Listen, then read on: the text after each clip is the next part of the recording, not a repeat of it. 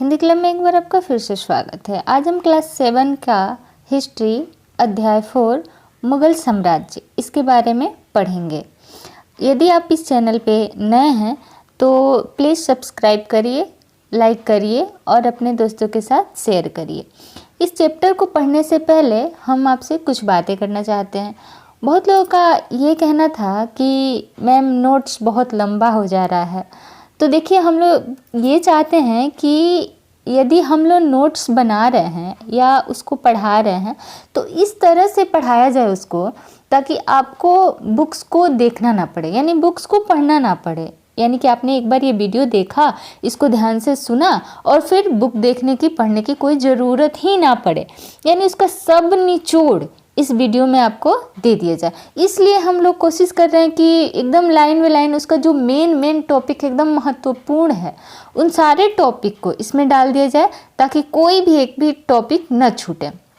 फिर भी आप लोग का डिमांड था कि मैम नोट्स बहुत लंबा हो जा रहा है, तो इसलिए हम कोशिश किए हैं कि सब टॉपिक्स को डालें और थोड़ा नोट्स को छोटा करें। तो नोट्स तो छोटा हम अपने जानने से किए हैं। यदि आपको ये वीडियो अच्छा लगे और पसंद आए तो प्लीज़ कमेंट करके हमें ज़रूर बताइएगा, ताकि इसी तरह से हम लेसन 5 का भी नोट्स बनाएं। तो आइए हम पढ़ते हैं मुग़ल साम्राज्य के बारे में। भारत के प्रधानमंत्री स्वतंत्रता दिवस पर मुग़ल शासकों के निवास स्थान दिल्ली के लाल किले की प्राचीर से राष्ट्र को संबोधित करते हैं।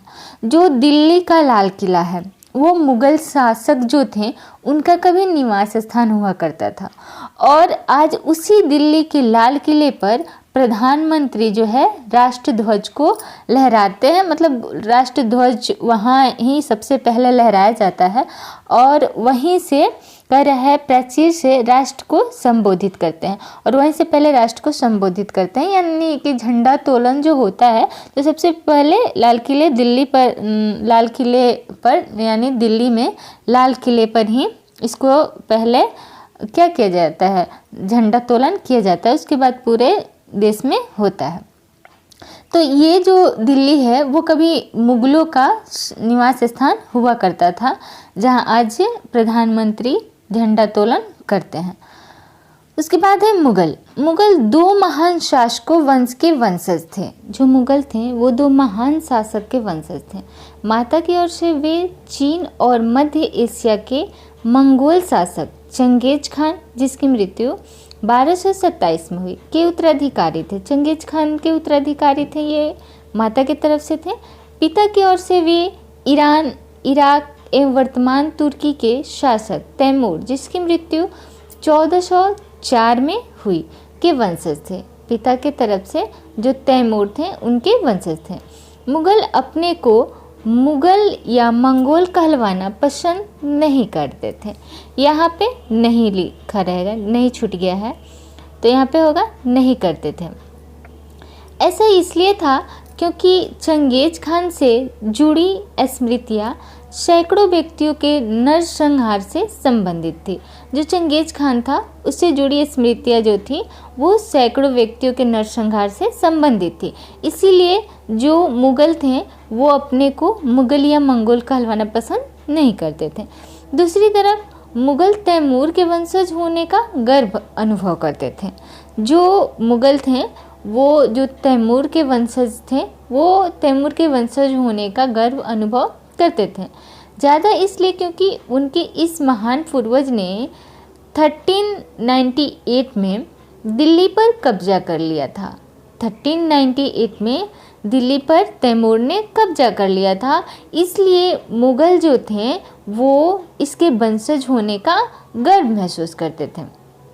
प्रत्येक मुग़ल शासक ने तैमूर के साथ अपना चित्र बनवाया। जो प्रत्येक मुग़ल शासक हुए उन्होंने तैमूर के साथ अपना चित्र बनवाना पसंद किया और उनके साथ अपना चित्र बनवाया। उसके बाद हम पढ़ेंगे बाबर के बारे में। उमर शेख बाबर के पिता थे। जो उमर शेख थे वो बाबर के कौन थे, तो वो बाबर के पिता थे। अब्बू सैद बाबर के दादा थे। सुल्तान मोहम्मद मिर्ज़ा बाबर के परदादा थे। याद रखिएगा, बाबर के पिता थे, उमर शेख, अब्बू शेख बाबर के दादा थे। सुल्तान मोहम्मद मिर्ज़ा बाबर के परदादा थे। प्रत्येक जो मुग़ल शासक थे वो तैमूर के साथ अपना चित्र बनवाया करते थे, यानी उन्होंने अपना चित्र बनवाया था। प्रथम मुग़ल शासक बाबर 1526 से लेके 1530 ने जब 1494 में फरघाना राज्य का उत्तराधिकार प्राप्त किया तो उसकी उम्र केवल 12 वर्ष थी। उसकी उम्र कितनी थी? तो केवल 12 वर्ष थी। बाबर ने 1504 ईस्वी में काबुल पर कब्जा कर लिया। जो बाबर थे वो 1504 में काबुल पर क्या कर लिए? कब्जा कर लिए। ठीक है, काबुल पर उन्होंने अपना कब्जा जमा लिया। वर्ष 1526 में दिल्ली के सुल्तान इब्राहिम लोदी को पानीपत में हराया। बाबर ने इब्राहिम लोदी को पानीपत के युद्ध में क्या किया? हरा दिया और दिल्ली और आगरा को अपने कब्जे में कर लिया। 16वीं शताब्दी के युद्ध में तोप और गोलेबारी का पहली बार इस्तेमाल हुआ। तोप और गोलेबारी का पहली बार इस्तेमाल हुआ किसमें? तो पानीपत के युद्ध में। बाबर ने इनका पानीपत की पहली लड़ाई में प्रभावी ढंग से प्रयोग किया और इसलिए बाबर को जीत भी मिली थी। बाबर से संबंधित कुछ महत्वपूर्ण बिंदु यहाँ हैं। मुग़ल सम्राट बाबर 1526 से 1530 का प्रशासन, उसका प्रशासन 1526 से लेकर 1530 तक चला। 1526 में पानीपत के दौरान में इब्राहिम लोदी एवं उसके अफ़गान समर्थक को हराया। उसने पानीपत के युद्ध में क्या किया? इब्राहिम लोदी और उसके अफ़गान समर्थक को हरा दिया। 1527 में खानवा में राणा शागा राजपूत राजाओं और उनके समर्थक को हराया। फिर 1528 में चंदेरी में राजपूतों को हराया। अपने मृत्यु से पहले दिल्ली और आगरा में मुग़ल नियंत्रण स्थापित किया। उसने क्या किया? बाबर ने अपने मृत्यु से पहले दिल्ली और आगरा में मुग़ल नियंत्रण स्थापित किया था। उसके बाद आता है हुमायूं। बाबर के बाद कौन आते हैं? तो हुमायूं आते हैं। अब हम यहाँ पर हुमायूं के बारे में पढ़ते हैं। हुमायूं 1530 से लेकर 1540 एवं 1555 से लेकर 1556 का प्रशासन इनका था। हुमायूं ने अपने पिता की वसीयत के अनुसार जायदाद का बंटवारा किया। हुमायूं ने क्या किया? जो उनका वसीयत था उसके हिसाब से जायदाद का बंटवारा कर दिया। जो पिता के वसीयत उनको मिला था उसको क्या किया उन्होंने? तो जायदाद का बंटवारा कर दिया था। अपने भाई मिर्ज़ा कामरान की महत्वाकांक्षाओं के कारण हुमायूं अपने अफ़गान प्रतिद्वंदियों के सामने फीका पड़ गया। यानी उसका जो भाई था उसका साथ नहीं दिया, इसलिए वो अफ़गान प्रतिद्वंदियों के सामने क्या पड़ गया? फीका पड़ गया। उसके बाद पढ़ते हैं शेर खान के बारे में। शेर खान ने हुमायूं को 2 बार हराया। जो शेर खान था वो हुमायूं को 2 बार हराया था। 1539 में चौसा में और 1540 में कन्नौज में।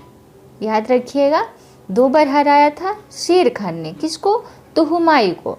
पहली बार उसने हराया था 1539 में यानी चौसा में और दूसरी बार 1540 में कन्नौज में। इन पराजयों ने उसे ईरान की ओर भागने को बाध्य कर दिया। जब उसमें उसको पराजय मिल गया, किसको? तो हुमायूं को, तो वह ईरान भागने को क्या हो गया? बाध्य हो गया। ईरान में हुमायूं ने सफ़ाविद शाह की मदद ली। ईरान जाकर हुमायूं ने किसकी मदद ली? तो सफ़ाविद शाह की मदद ली। उसने 1555 में दिल्ली पर पुनः कब्जा कर लिया। उसने क्या किया? 1555 में दिल्ली पर पुनः अपना कब्जा कर लिया, परंतु अगले वर्ष इस इमारत में एक दुर्घटना में उसकी मृत्यु हो गई। यानी हुमायूं की मृत्यु हो गई जब उसने दिल्ली पर कब्जा किया। उसी वर्ष क्या हुआ था, अगले वर्ष वो एक इमारत में की दुर्घटना में उसकी मृत्यु हो गई थी। उसके बाद आते हैं अकबर। अकबर का प्रशासन व्यवस्था 1556 से लेकर 1605 तक चली।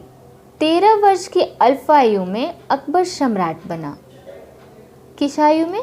13 वर्ष की आयु में। 1556 और 1570 के मध्य अकबर अपने संरक्षक बैरम खान और अपने घरेलू कर्मचारियों से स्वतंत्र हो गए। अपने घरेलू कर्मचारियों से और बैरम खान से क्या हो गए? स्वतंत्र हो गए। अकबर ने सूरी और अन्य अफगानों निकटवर्ती राज्यों मालवा और गोंडवाना तथा अपने सौतेले भाई मिर्जा हाकिम और उज़्बेकों के विद्रोह को दबाने के लिए सैन्य अभियान चलाया। 1568 में सिसोदियों की राजधानी चित्तौड़, जो सिसोदियों की राजधानी थी वो चित्तौड़ थी, और 1569 में रणथंभौर पर कब्जा कर लिया। 1569 में रणथंभौर पर उसने कब्जा कर लिया। अकबर के साम्राज्य का विस्तार देखते हैं यहाँ।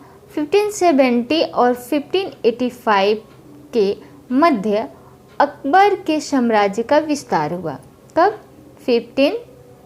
1570 और 1585 के मध्य में, नहीं इसके बीच में अकबर के साम्राज्य का क्या हुआ? विस्तार हुआ। अकबर सफाविदों को हराकर कंधार पर कब्जा कर लिया। उसने सफाविद जो थे उसको हराया और कंधार पर अपना कब्जा कर लिया। मिर्जा हाकिम की मृत्यु के पश्चात, उसके बाद क्या हुआ? मिर्जा हाकिम की मृत्यु हो गई। उसके पश्चात काबुल को भी अपने राज्य में मिला लिया। उसने क्या किया? काबुल को भी अपने राज्य में मिला लिया। अकबर की सत्ता राजकुमार सलीम के विद्रोहों के कारण लड़खड़ाया। जो अकबर की सत्ता चलती थी तो राजकुमार जो सलीम थे, यानी जो अकबर का बेटा था, उसके कारण क्या हो गया? ये डगमगाने लगा, यानी लड़खड़ाने लगा। यही आगे चलकर जहांगीर बने। यही सलीम आगे चलकर जहांगीर कहलाए। सलीम ही आगे चलकर जहांगीर कहलाए थे। अब यहाँ देखिए इसने क्या किया था, तो अकबर से विद्रोह कर दिया था। इस वजह से इसकी सत्ता क्या हो गई थी? लड़खड़ाने लगी थी। यानी पिता पुत्र के लड़ाई की वजह से इसकी सत्ता लड़खड़ाने लगी थी। अब यहाँ हम जहांगीर के बारे में पढ़ते हैं। जहांगीर का प्रशासन व्यवस्था 1605 से लेकर 1627 तक चली। यानी 1605 से लेकर 1627 तक चली। जहांगीर की माँ कछवा की राजकुमारी थी। जो जहांगीर थे उनकी माँ जो थी वो कछवा की राजकुमारी थी। वह अम्बेर, वर्तमान में जयपुर है, के राजपूत शासक की पुत्री थी। वो राजपूत थी। जो जहांगीर की माँ थी वो कौन थी? तो वो राजपूत थी। यानी अकबर की बीवी जो थी वो राजपूत थी। एक अकबर की बीवी राजपूत थी जिसने सलीम को जन्म दिया, तो वो कछवा की राजकुमारी थी और वो राजपूत थी। जहांगीर ने अकबर के सैन्य अभियानों को आगे बढ़ाया। जहांगीर का जो थे वो अकबर का जो राज्य था उनको क्या किया? आगे बढ़ाए। मेवाड़ के सिसोदिया शासक अमर सिंह ने मुगलों की सेवा स्वीकार की। जो मेवाड़ के सिसोदिया शासक अमर सिंह थे उन्होंने मुगलों की सेवा को स्वीकार किया। जहांगीर के पत्नी नूरजहां ने शाहजहां को हाशिए पर धकेलने का प्रयास किया, जिसमें वह असफल रही। अब यहाँ जो जहांगीर थे उनकी जो शादी हुई थी तो उनसे जो शाहजहां हुए, उनके पुत्र शाहजहां हुए, वो भी एक राजपूत के ही माता के पुत्र थे। राजपूत की राजपुत्र थे लोग, उसकी माता जो थी वो राजपुत्र थी, उन्हीं के ये बेटे थे। और इसलिए इसी वजह से नूरजहां इनसे क्या करती थी, नफ़रत करती थी, जिसके वजह से उसने इन्हें छज्जे से या जो था उस पर से धक्का देने की कोशिश किया। उसने क्या किया, उनको धक्का देने की कोशिश किया, लेकिन उसमें वो कामयाब नहीं हुई। जहांगीर के शासन के अंतिम वर्षों में राजकुमार खुर्रम, जो बाद में सम्राट शाहजहां कहलाने लगे थे।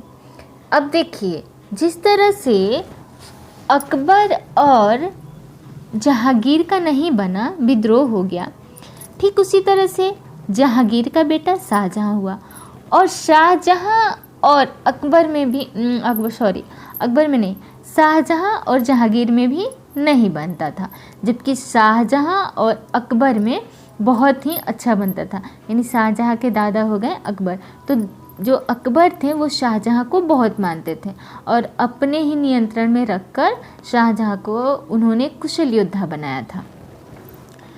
तो अब इसके आगे हम लोग पढ़ेंगे शाहजहां के बारे में। इनका बचपन का नाम था खुर्रम।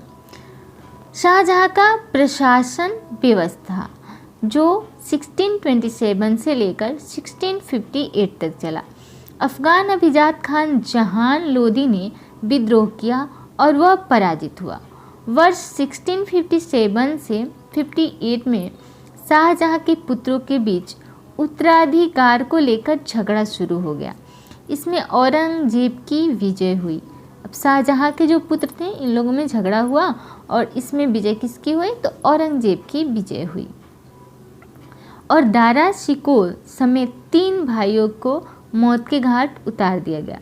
शाहजहां को उनकी शेष जिंदगी के लिए आगरा में कैद कर दिया गया। शाहजहां ने अहमदनगर के विरुद्ध अभियान चलाया, जिसमें बुंदेलों की हार हुई और ओरछा पर कब्जा कर लिया गया। शाहजहां की मां एक राठौर राजकुमारी थी। मैंने आपको बताया था पहले ही कि जो शाहजहां थे उनकी भी माता एक राजपूत थी, यानी एक राजपूत कन्या थी, राजपूत वंश से थी। तो उनके पुत्र थे शाहजहां, राजपूत वंश से थी उनकी माता, और उन्हीं से ये शाहजहां हुए थे। इसीलिए नूरजहां इनसे क्या करती थी, चिढ़ती थी। तो यहाँ दिया कि शाहजहां की माँ एक राठौर राजकुमारी थी। वह मारवाड़ यानी जोधपुर के राजपूत शासक की पुत्री थी। वह राजपूत शासक की पुत्री थी। उसके बाद पढ़ते हैं औरंगजेब की प्रशासन व्यवस्था जो 1658 से लेकर 1707 तक चली, यानी 1658 से लेकर 1707 तक चली। 1663 में उत्तर पूर्व में अहोमों की पराजय हुई, परंतु उन्होंने 1680 में पुनः विद्रोह कर दिया। 1680 में उन्होंने क्या किया, पुनः विद्रोह कर दिया। मारवाड़ के राठौर राजपूतों ने मुगलों के खिलाफ विद्रोह किया। औरंगजेब ने शिवाजी का अपमान किया और शिवाजी आगरा स्थित कैदखाने से भाग निकले। 1685 में बीजापुर और 1687 में गोलकुंडा को मुगलों ने अपने राज्य में मिला लिया। मुगलों ने क्या किया, गोलकुंडा को भी अपने राज्य में मिला लिया था। उसके बाद पढ़ते हैं मनसबदार। मुगलों की सेवा में आने वाले नौकरशाह मनसबदार कहलाते थे।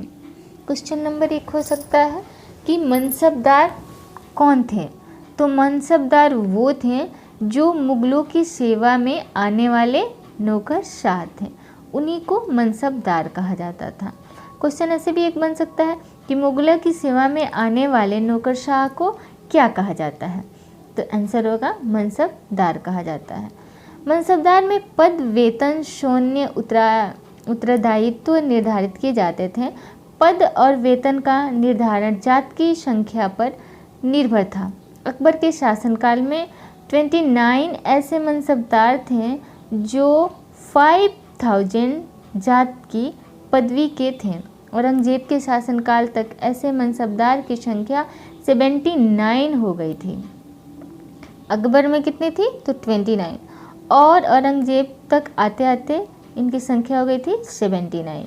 ऐसे मनसबदार जिनको उच्चतम पद प्राप्त था कुल 800 में से 445 ही थे।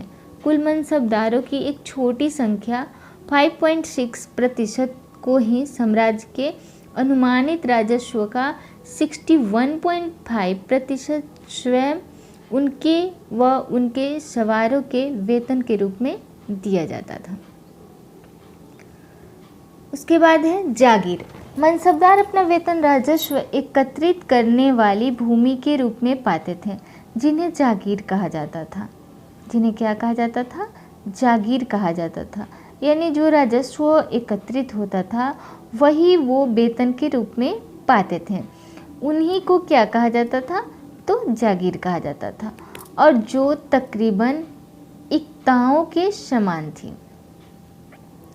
जमींदार समस्त मध्यस्थों के लिए, चाहे वे स्थानीय ग्राम के मुखिया हो या फिर शक्तिशाली सरदार हो, मुगल एक ही शब्द जमींदार का प्रयोग करते थे। मुगलों की आमदनी का प्रमुख साधन किसानों की उपज से मिलने वाला राजस्व था, यानी जो कर मिलता था वही इनका मुख्य आमदनी का स्रोत होता था। यहाँ पढ़ते हैं टोडरमल के बारे में। अकबर के राजस्व मंत्री टोडरमल दास जो थे वो 10 साल 1570 से लेकर 1580 की कालावधि के लिए कृषि की पैदावार, कीमतों और कृषि भूमि का सावधानीपूर्वक सर्वेक्षण किया था। जब्त राजस्व प्राप्त करने की विभिन्न प्रक्रिया या व्यवस्था को जब्त कहा जाता था। यानी जो राजस्व प्राप्त होता था उसका विभिन्न प्रक्रिया था, उसी को क्या कहा जाता था? तो जब्त कहा जाता था। अबुल फजल अकबर के शासनकाल का इतिहास अबुल फजल ने लिखा। अकबर के शासनकाल का इतिहास किसने लिखा? तो अबुल फजल ने लिखा। याद रखिएगा ये क्वेश्चन। अबुल फजल जो थे वो अकबर के इतिहास को लिखे थे। किसने? अबुल फजल ने। अबुल फजल ने सुलह ए कुल के इस विचार पर आधारित शासन दृष्टि बनाने में अकबर की मदद की। अकबर की उन्होंने क्या की? मदद की। अकबरनामा फजल ने इतिहास 3 जिल्दों में लिखा और इनका शीर्षक है अकबरनामा। उनका शीर्षक क्या है? अकबरनामा है। पहली जिल्द में अकबर की घटनाओं का विवरण देती है, दूसरी जिल्द अकबर के पूर्वजों का बयान का विवरण देती है, अंतिम और तीसरी में आईने अकबरी है। इसमें अकबर के प्रशासन, सेना, राजस्व और साम्राज्य के भूगोल का ब्यौरा मिलता है। यानी तीनों जिल्द में ये सब मिलता है। आईने अकबरी। आईने अकबरी का सबसे रोचक आयाम है विविध प्रकार की चीज़ों, फसलों, पैदावार, कीमतों का सांख्यिकीय विवरण। उसके बाद पढ़ते हैं सूबा के बारे में।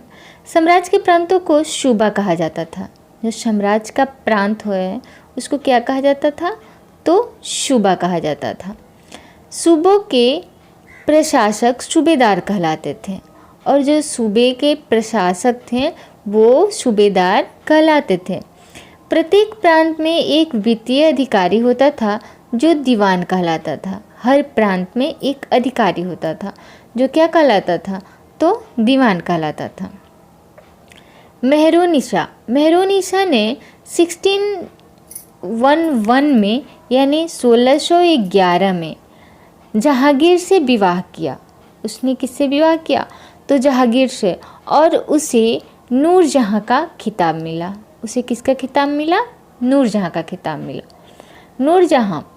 नूरजहां के सम्मान में जहांगीर ने चांदी के सिक्के जारी किए। उसके सम्मान में जहांगीर ने क्या किया? चांदी का सिक्का जारी किया। इबादत खाना। 1570 में अकबर जब फतेहपुर सिकरी में था तो उसने उलेमा, ब्राह्मणों, जेसुइट, पादरियों जो रोमन कैथोलिक और जरदुश्त धर्म के अनुयायियों के साथ धर्म के मामलों पर चर्चा शुरू की। ये चर्चाएं इबादत खाना में हुई। ये जो चर्चाएं थी वो कहाँ हुई? तो इबादत खाना में हुई। मतांधता। मतांधता ऐसी व्याख्या या कथन जिसे अधिकारपूर्ण कहकर यह आशा की जाए कि उस पर बिना कोई प्रश्न उठाए उसे स्वीकार कर लिया जाएगा।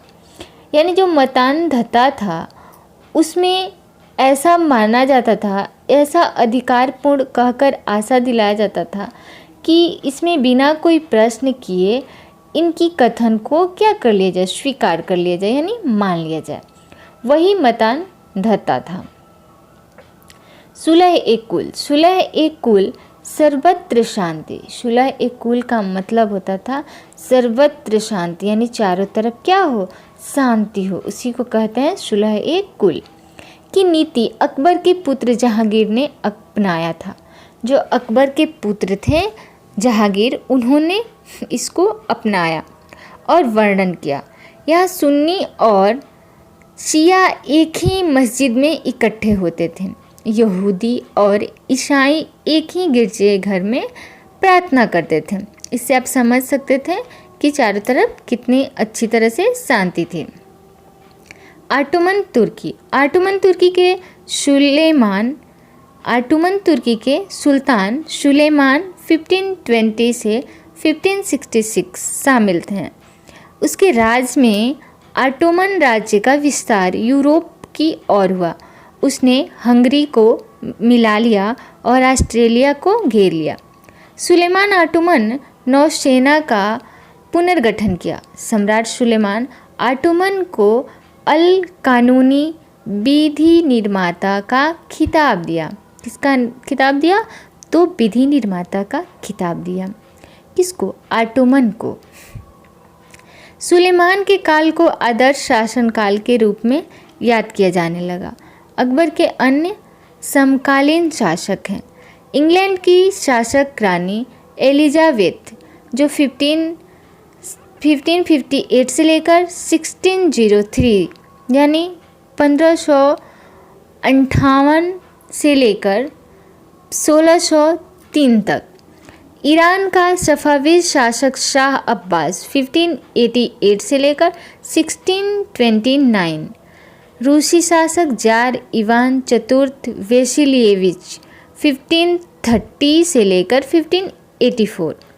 जार इवान वेसिलिएविच 1530 से लेकर 1584, जो इवान दी टेरिबल के नाम से कुख्यात है। विख्यात नहीं, कुख्यात है। तो आपके लिए बस लास्ट में एक दो क्वेश्चन आपके लिए दिया जा रहा है ताकि आप कमेंट बॉक्स में इसका हमें आंसर दें और हमें लगे कि आपने इसे अच्छे तरह से सुना है और ध्यानपूर्वक पढ़ा है। तो पहला क्वेश्चन है कि जहांगीर की माँ कहाँ की राजकुमारी थी। पहला क्वेश्चन, जहांगीर की माँ कहाँ की राजकुमारी थी। और दूसरा क्वेश्चन है कि जहांगीर के बेटे का क्या नाम था। दूसरा क्वेश्चन, जहांगीर के बेटे का क्या नाम था। तो आज इस वीडियो में बस इतना ही। फिर मिलते हैं एक नए वीडियो के साथ। तब तक के लिए देखते रहे, बने रहे हिंदी क्लब पर। धन्यवाद।